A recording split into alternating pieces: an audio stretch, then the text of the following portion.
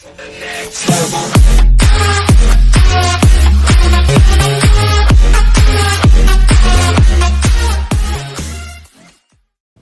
guys, Everything Automotive here. I'm coming back again at you guys finally with another video. I know it's probably been about 8 months since my last upload. I do apologize for that. I'll explain all that why in just a minute. So, and I'll also tell you all the projects I have coming up, all the projects that I've done. I'll bring you up to speed and I'll explain to you what the future of this YouTube channel is going to look like, because things are going to start changing pretty quickly around here. And it's gonna get a lot better really quick. So guys, we actually moved. This is a whole different work than we had before. Everything's 100% moved around. Half of our tools are in a warehouse still. We've got the basics, toolbox, grinder, sanders over there, bench vise, Dremel tool, air compressor. So for a good while now, we're not going to be doing anything that's ridiculously ambitious. In about a month, we're going to change everything up yet again. We're going to build a new barn, just like the old one, but it'll have better sound quality, don't worry. We're going to have a lot more tools, and there's going to be a lot more projects up for this channel, and there's going to be a lot more videos. It's going to look so much better. I'm really excited to share this with you guys. It's going to be great. So, now that you know where I've been, like I said, we just moved. We got into a new garage. We just set up probably about 2 weeks ago. I've just been working on projects because I've got all that, pent up energy ready to be channeled to do projects and work with RC cars. And this is a Traxxas Unlimited Desert Racer. I did get it before the move happened. I actually got it towards the middle of last summer, so July 2017. And once I got it, I was like, there's nothing I'm gonna do to this. It's gonna be left stock. I'm not gonna change a single thing on it. It's great how it is. Well, that was a really funny joke and that didn't last long at all.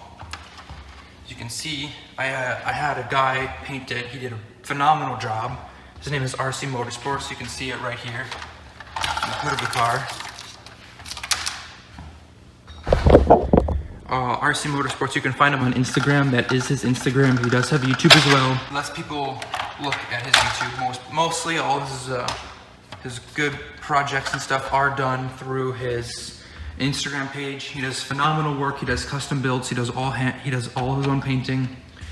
He builds kit cars, of course, meaning RC cars. He sends out RC cars. He's a full shop.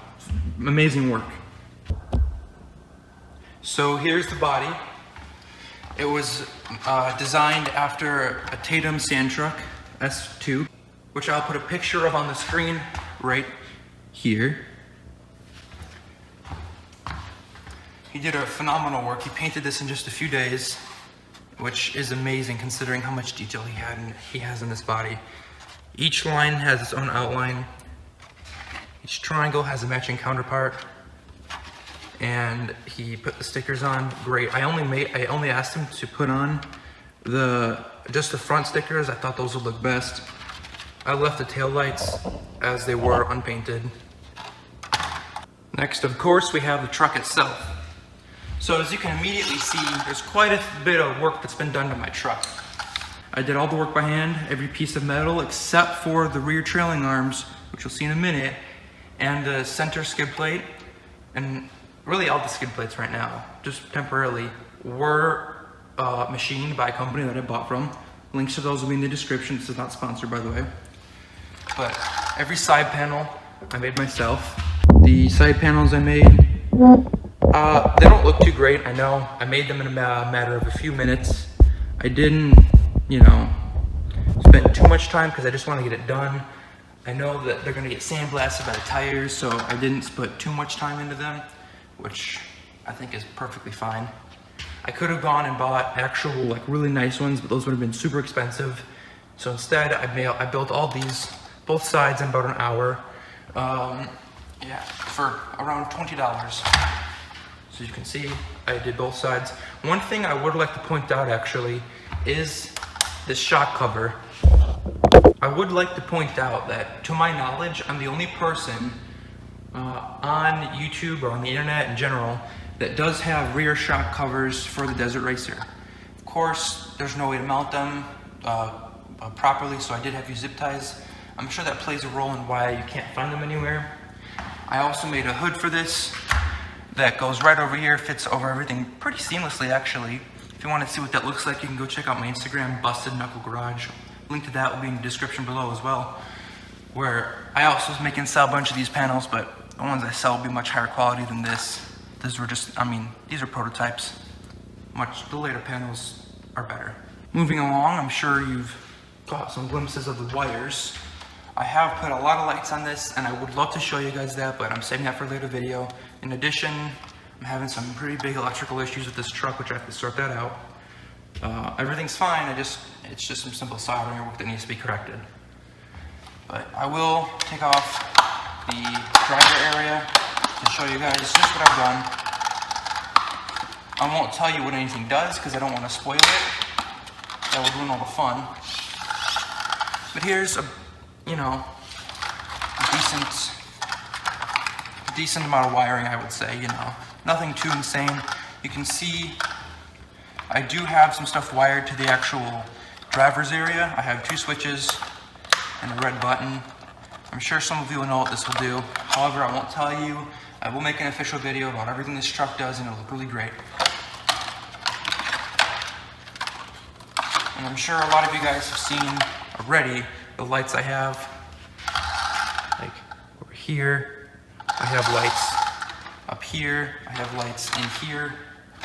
I'm sure a lot of you already know what that does by just basic car knowledge, common sense, being knowledgeable that these are indeed lights and they produce light, as any person should. Up next, we have all the other metal stuff that I have done to this truck. All that is on the bottom. So I got a really nice set of aluminum skid plates. This was for $17. I got it on wish.com. So not the greatest, but I mean, I like it personally a lot. So starting in the front, you can see I have a set of front skid plate. These tow hooks did come separately. I bought those on Amazon. It looks really nice. I really like the scale look of it. When I saw these online, I just immediately knew they would be great. And they are at a bit of an angle, but I kind of think that makes it look a little bit cooler.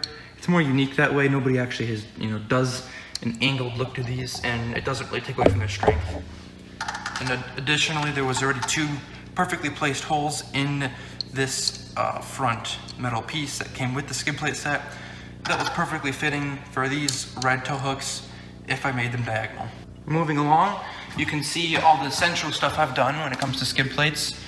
Like I said, all of these, the front chassis area, the battery cover, and differential skid plate were all $17. Of course, they were knockoff. I got them on Wish, but the closest one, the one I'm pretty sure these are knockoff of, I found online for around $47, which is a really huge price difference for something that is pretty sturdy. It didn't even need to come in a box. It just came in an envelope. It was very, very strong. And you may notice that it did come with outlines for me to cut out, so I could have a little air vent to cool the motor, cool the ESC. But I chose not to do that because the stuff I run this truck in is mainly very soft sand that would not hesitate to get in here and stay in there unless I took off the whole back plate, cleaned it out with an air compressor, went over with a toothbrush, and then put everything back on. And I am not about to do that. Because something that, if you're new to this channel, you'll learn about me, is I need to have my stuff clean. I clean all my cars after every single use to make sure they last as long as possible. So doing that would just be a huge pain. I do have a Dremel where I could just Dremel this out, take off the metal, Dremel out some rather large holes, put the metal back on, and it would look very seamless, but I don't want to have to worry about all the cleaning because the car doesn't overheat as it is, so these air vents wouldn't really be necessary.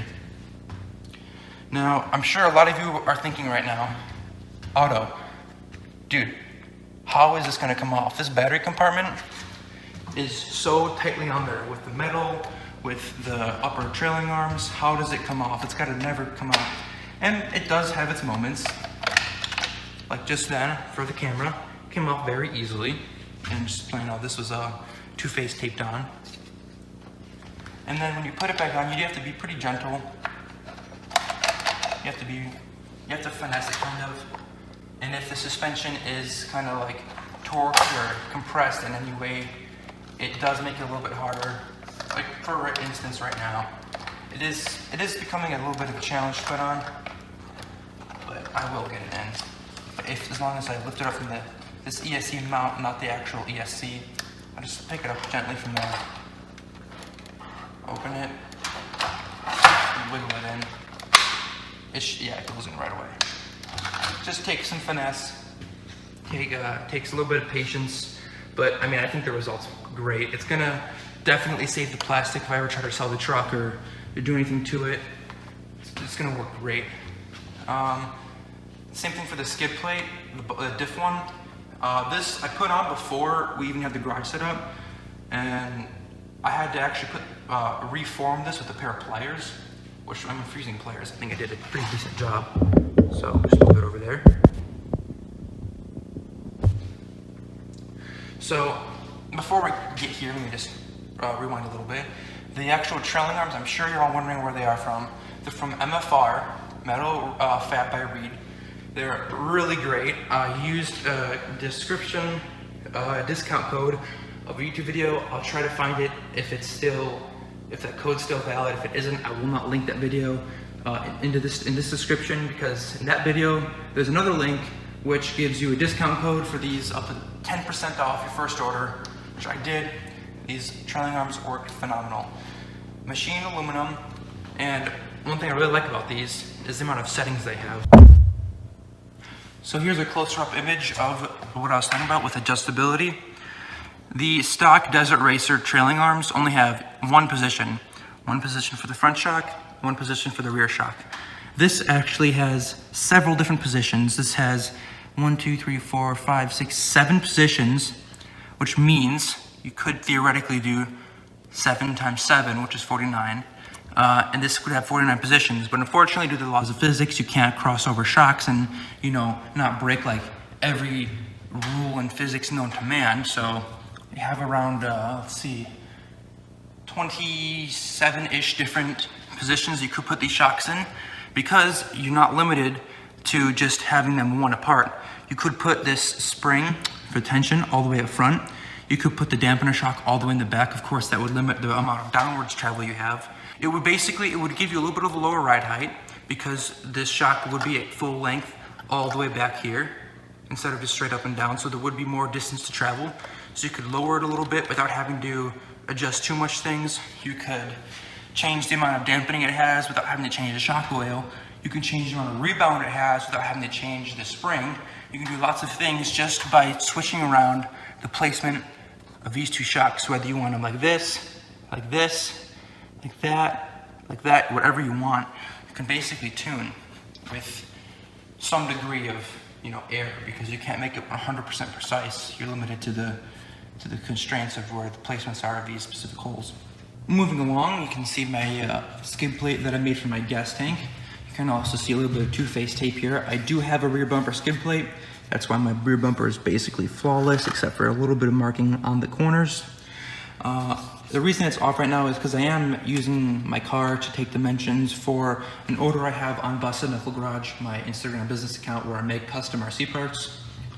But I do have a skid plate on for the rear, and I'm sure you're all wondering what the heck this is. Well, I'll show you. It's really cool.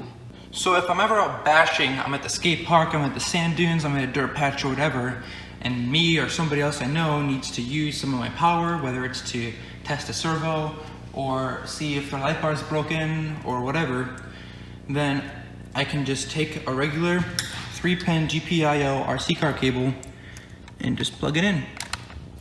It's really useful, especially for a later project I'm going to show you in a few minutes. Once I wrap this up, just plugs right in, and I can just connect it out the back, kind of like a real truck if you tow a trailer, which would be pretty neat.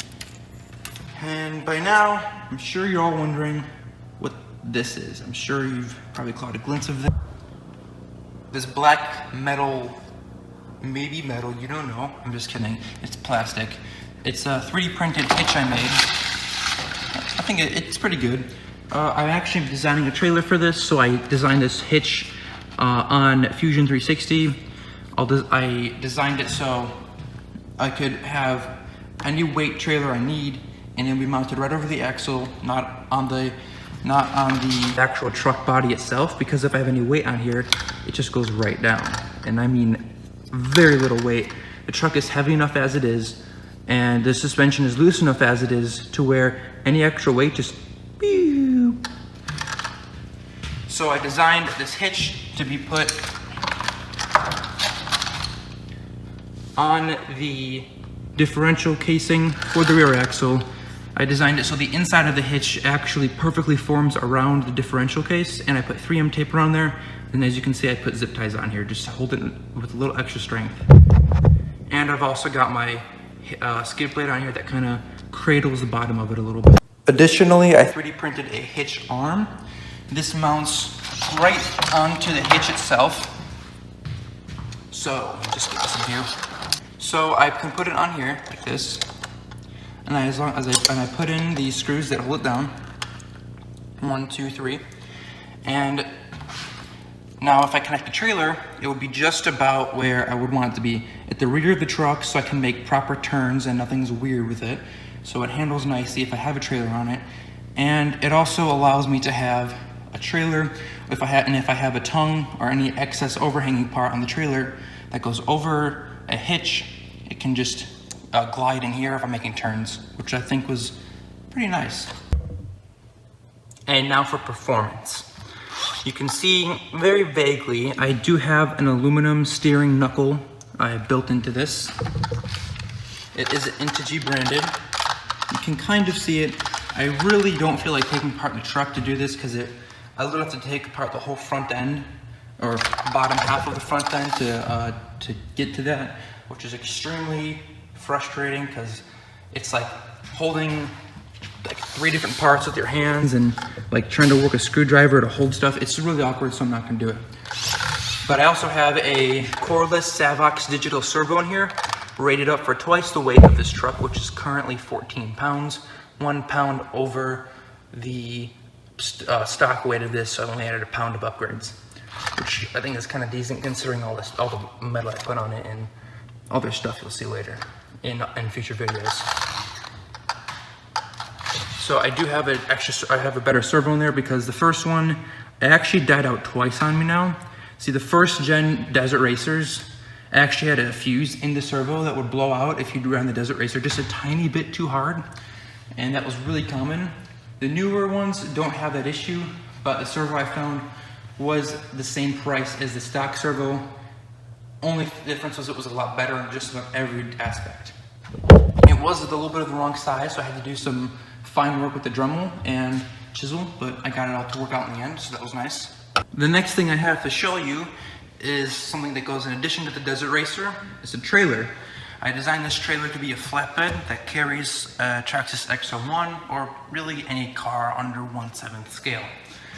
I did give this trailer a few little goodies, which I'm sure you can probably tell there's a few random things by all the oddly placed screws on the top of it.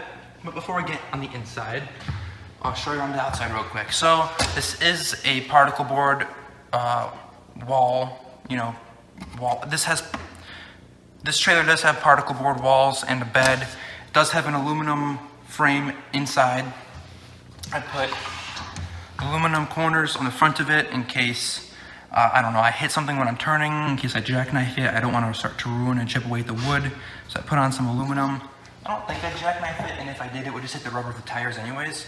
But I figured that would, mess up the wood. And if I need to, I can file this down so it doesn't mess up the tires on my Desert Racer. I also have 2 spare wheels in the front of it. I know they're off-centered. It's kind of obvious. I'm going to have more spare components for the trailer over here, so it looks more balanced out and even, and it flows a little bit better. Moving to the back of the trailer, I have a lock on here. This isn't totally done yet. I still have to build the back wall of the trailer, but once the back wall is made, this lock will slide through it, and there will be a hole drilled in here where I can put a padlock on here so no one can steal anything from it, which I'm sure makes absolutely no sense because it's a flatbed trailer. What would be inside it for someone to steal? Well, this flatbed trailer has a little bit of a secret. You see, you take the peg, or kickstand, whatever you want to call it, to hold it up, and you can actually open it up. It hinges from the top, And you can take the kickstand pack, whatever you want to call it, and put it in here. If you're working in the nighttime, of course, that's only when it would make sense. And I will tuck this. This wire does get tucked into this this aluminum C-channel, but for now, because it's a work in progress, I have it exposed for soldering work. Now you may notice there's a light here, that's why there's a wire here. This light is made to run off of a 9-volt battery, which I have an adapter, just it's not on the trailer as we speak. This in case I'm working late at night, if I'm at a skate park or I'm at a campground with my buddies, and we're just working on our trucks outside, and we need some light. Bring this outside, put some light in here. There is not a bulb, it burnt out, so I smashed it because I was bored. So I'll get an LED, it'll be a little bit brighter, a little more efficient. So that will be a very nice feature to have a little workspace.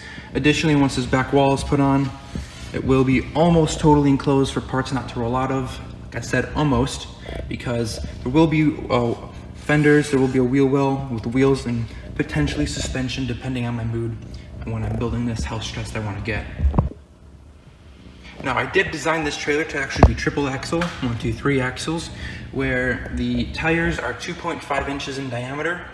So that leaves me about a 9-inch wheel well area. So this is a pretty hefty trailer because I'm sure this doesn't look very big. This trailer, when it's done, will be close to 3 feet. Right now, it's about 29 inches long, 2 inches longer in the bed area than the Traxxas X01. So it'll have some room to sit in there. Then I can secure it down without rubbing on the walls or anything. Also, like I said, don't want the X01 to be rubbing on anything. The X01 with the canards I have on it in the front, if you don't know what that is, I'll put a picture of it on the screen right now. It do add about an inch to width of the X01, so that makes it about 13 inches wide. So I designed this trailer to be 14. Just sits on aluminum L brackets that I cut to size. Very sturdy. I have put some 45-pound weights on it just to see what it would take. Of course, I put them by the aluminum because that is where all the weight would be from a car, because the wheels would transfer the weight to the outside of the wood, which would then transfer into the metal and distribute that weight a lot better throughout the sides of the trailer and then eventually to the wheels. And I'm sure by now you're thinking, Otto, what are you doing about this hitch game, dude? There's nothing on here, and I know there's nothing on here. I have to get the wheels put on so I can get the exact size of the trailer and height. Once everything is as high as it will be, I'm still undetermined how tall or how much I want the trailer off the ground. I'm leaning towards about an inch. I want this to be a relatively low trailer. I think that would look pretty cool with the X1 on top of it. A low car on top of a low trailer being pulled by a lifted looking truck. I think that'd be kind of interesting. So I do have my tongue made. I have my mounting system. It's not a ball joint. It's actually, well, I'll show you actually. It's just a very simple part I ordered from Amazon. This locks and unlocks. I can take off the part if I want to. And it's just a very simple hitch I can use if I need to, which I probably will end up doing. I was worried, so I did buy a spare hitch, but there really isn't a good way to mount this because of the thin qualities of this piece I made. Having a hitch go through here would weaken the plastic a pretty good amount. If you're working in the daytime, the door can just be propped up against the front wall of the trailer. And I did think about storage because this is a place, not only is a workbench, but it's also made to store batteries and a charger. If I'm out on a vacation and I bring my RC car for, let's say I go on a travel race and I want to have a cool looking tool bench. I found these rubber straps from a little vacuum cleaner box I was about to throw away, which I will spray paint black. I'm not sure that's going to stay, so I might have to get a more creative solution, which I intend to screw down, which will hold 2, maybe 1 3S LiPo battery. I also have a bearing that I found in the trash at my school, which I thought would be perfect, so I grabbed that. And I do intend to build a wooden arm that can collapse. We'll go out and just at a 90-degree angle if I need to hold something up while I'm working on it. Let's say I have an RC car I'm working on and I take apart the front suspension, but I need the car to stay level. I can just put a thin chain, which I do have, because of the tow hooks on my Desert Racer. I can use this, just hang it over the arm and connect it to my RC car, whatever it is, and work on it if it needs to be leveled. I can also use this as a RC car stand, where I will additionally build another extension to this where it will have wood, where I can just raise it up and have the car on top if I need to. I guess it is the point of a trailer where I could just have the car here, which would be more logical, but you know, nothing about this trailer is rational in the lightest sense because it's all over the top. I've looked and looked and looked on the internet. I haven't quite seen anything just like it, so I am happy to say with pretty good confidence it is a one-off. Now I am planning to put lights in this trailer, and that's what the spare electrical port on the back of my Desert Racer is actually intended to be used most of, is for these lights. I'm going to have orange lights along the side, red lights in the back, and potentially lights in the front if I want to light up, I don't know, rear underglow, because I do have rear underglow on my truck already. I have blue in the back. That's a little sneak peek of future videos of, like I said before, what the electrical systems on my truck can do. Speaking of electrical systems, I also made another rig where I could, if I need to, plug in a LiPo battery to this light, which will be an LED. Of course, that would be a less ditch attempt to work on anything if I need to in an emergency. I would not recommend using a LiPo battery to power a light bulb. Nothing about that seems like a smart idea to me, so I'm going to try to avoid that at every possible chance I can. And I'm sure some of you eagle-eye viewers have probably seen this random screw here and probably thinking why the heck that's there and there's nothing on it. Well, that's where this goes. It mounts to here and hand tightens using a wing nut that I do not have right now. It's in my car outside. And I tighten that down and use it as just a hitch, or sorry, a kickstand if I need to, or just put it up when I don't need it. And as we're making our rounds, there is just a few more things that I've done recently and I've been working on. One of those would be my old Glamis Fear. I got this when they just came out. It was super cool at the time. It still is very neat, but I decided I need a little more spicing up. So I do have an ESS dual sound system in here, which I use a Dremel tool to cut out a perfectly sized hole in the Lexan interior, which I think sounds really great. It does need some work done to it. I did a little bit of a crash, and the shock shafts are discontinued, so I'm gonna have to buy something as a replacement. So unfortunately, I cannot show you a video of this running right now, but I will definitely do that in the future. I have aftermarket tires on here, and they're Traxxas lockup mountain tires. A lot of the lettering is worn out. Same thing in the front, except these are the smaller version made for 1/10 trucks. These are for more monster truck gear. This is more for the Rustler. This is more for a Slash, if you know what I mean. Both 1/10 scale, but different sizes. And that's about it. I have recently acquired a Traxxas X-Max, which I will do a review on very soon.